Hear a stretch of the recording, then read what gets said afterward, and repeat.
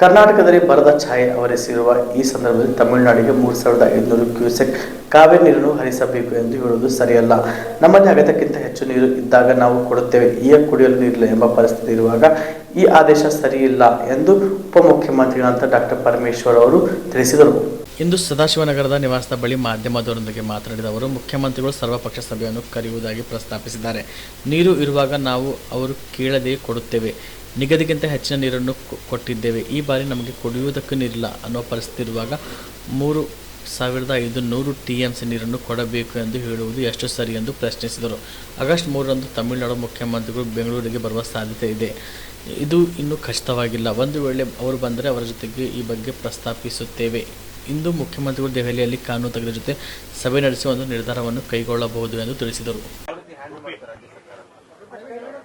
ಅದ್ರ ಬಗ್ಗೆ ಈಗ ಸರ್ವಪಕ್ಷದ ಸಭೆಯನ್ನು ಕರಿತೀನಿ ಅಂತ ಹೇಳಿ ಮುಖ್ಯಮಂತ್ರಿಗಳು ಪ್ರಸ್ತಾಪ ಮಾಡಿದ್ದಾರೆ. ಇದು ಪ್ರತಿ ಬಾರಿನೂ ಕೂಡ ನಮಗೆ ಇಂಥದ್ದೇ ಸಮಸ್ಯೆಗಳು ಬರುತ್ತೆ.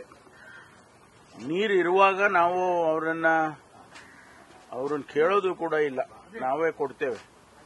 ಕಳೆದ ವರ್ಷ ಆಗಲಿ ಅದರ ಹಿಂದಿನ ವರ್ಷ ಆಗಲಿ ಅವ್ರಿಗೇನು ನಮಗೆ ಫಿಕ್ಸ್ ಮಾಡಿರೋ TMC ವಾಟರ್ ಇದೆ ಅದರ ಹೆಚ್ಚು ಕೊಟ್ಟಿದ್ದೇವೆ.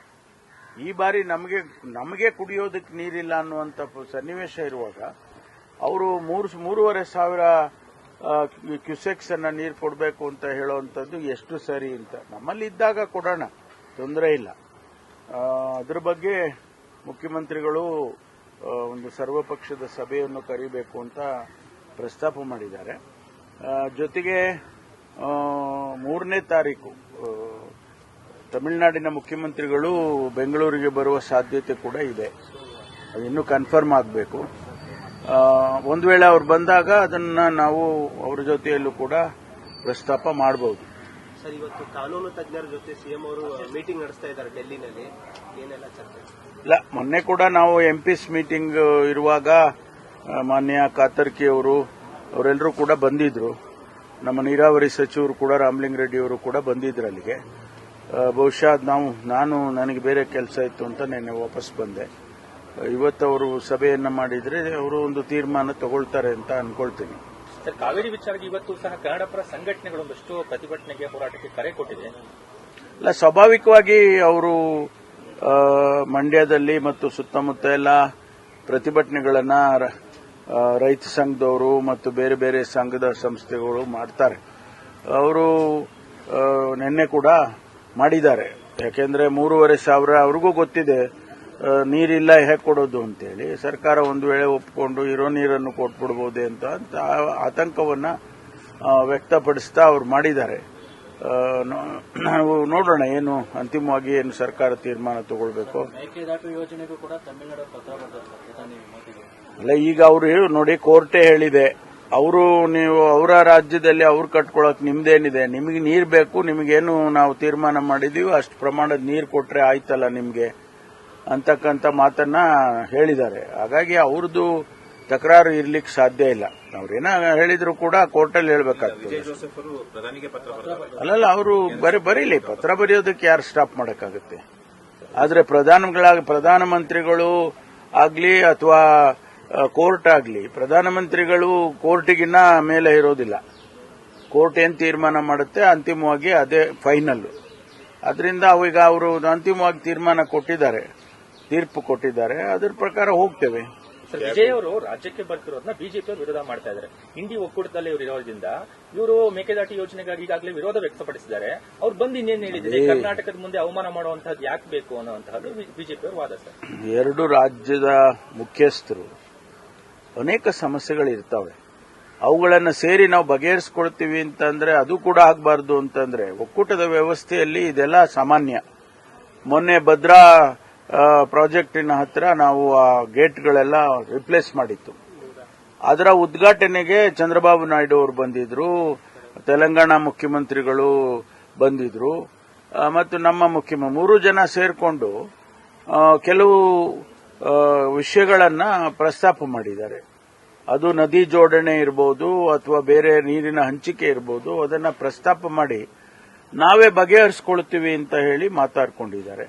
ಆಮೇಲೆ ಇನ್ನೊಂದು ರಿಸರ್ವಾಯರ್ ಕಟ್ಟಬೇಕು ಅನ್ನುವಾಗ 90% ಕೇಂದ್ರ ಕೊಡುತ್ತೆ, 10% ರಾಜ್ಯ ಕೊಡಬೇಕು ಅಂತ ಹೇಳಿ ಕೇಂದ್ರದ ನೀರಾವರಿ ಸಚಿವರು ಕೂಡ ಅದೇ ಸಭೆಯಲ್ಲಿ ಪ್ರಸ್ತಾಪ ಮಾಡಿದ್ದಾರೆ.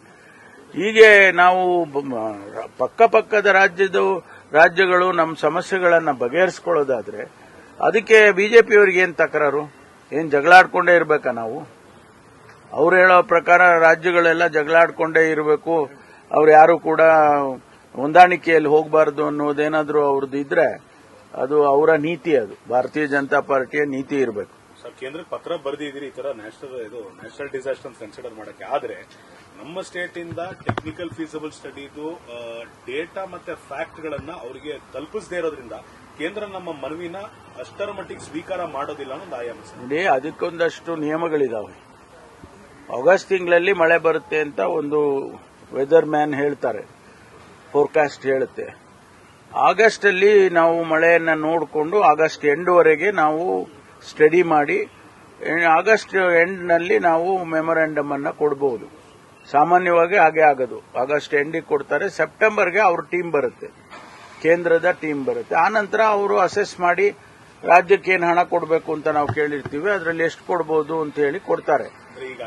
ಈಗ ನಾವು ಬರೆದಿರೋದು ಒಂದು ಪ್ರಿಲಿಮಿನರಿ ಆಗಿ ಈ ಸಿಚುವೇಶನ್ ಹಿಂಗಿದೆ, we are forcing A severe drought in our state ಅಂತ ಒಂದು ಇಂಡಿಕೇಶನ್ ಕೊಟ್ಟಿದ್ದೀವಿ. ಅದಕ್ಕೆ ಅವರು ಅದರಲ್ಲಿ ಮುಖ್ಯವಾಗಿ ನಾವು ಕೇಳಿದ್ದು to declare the drought affected area. ಕಲಬುರಗಿಯ ಮಣ್ಣೂರು ಮಲ್ಟಿ ಸ್ಪೆಷಾಲಿಟಿ ಆಸ್ಪತ್ರೆ ಕಲ್ಯಾಣ ಕರ್ನಾಟಕ ಭಾಗದ ಪ್ರಸಿದ್ಧ ಆಸ್ಪತ್ರೆಗಳಲ್ಲಿ ಒಂದಾಗಿದೆ.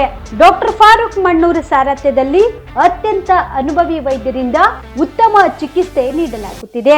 ಮಣ್ಣೂರು ಮಲ್ಟಿ ಸ್ಪೆಷಾಲಿಟಿ ಆಸ್ಪತ್ರೆಯಲ್ಲಿ ಸಿಗುವ ಚಿಕಿತ್ಸೆಗಳು: general surgery, laparoscopy surgery, neurosurgery, orthopaedic surgery, plastic surgery, gastro surgery, aqua surgery, gynaecology surgery, general medicine, paediatric, neurosurgery, cardiology, haematology, endocrinology, ENT ಮತ್ತು ophthal, general physician, gynaecology, paediatric, family medicine, urology, nephrology, radiology, dialysis, advance ICU ಮತ್ತು advance OT setup, ಅತ್ಯಾಧುನಿಕ ಸೌಲಭ್ಯವುಳ್ಳ ಕ್ಯಾಸುಲಿಟಿ, ದಿನದ 24 ಗಂಟೆ emergency trauma centre.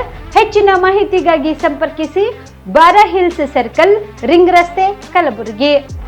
Phone number 9538786108.